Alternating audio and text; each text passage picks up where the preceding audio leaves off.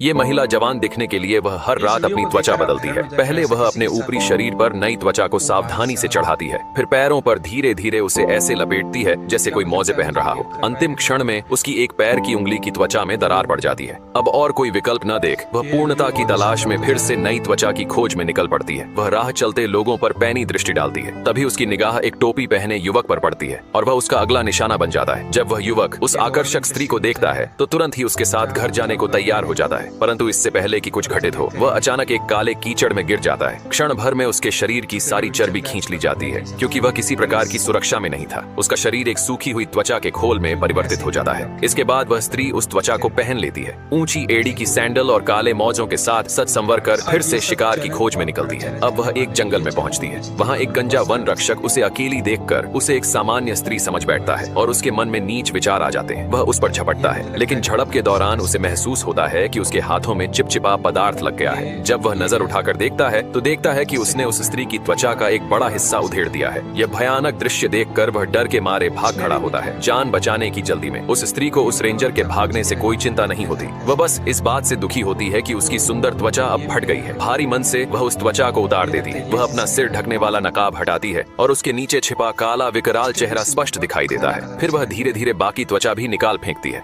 अब जब उस पर कोई त्वचा नहीं बची, वह उस तरुण सुंदर चेहरे को देखती है, पर अब वह उसका नहीं रहा। इस कारण वह भीतर से टूट जाती है, परंतु अपने भयावह शरीर को ढकने के लिए उसे फिर एक नई त्वचा की तलाश में निकलना ही पड़ता है।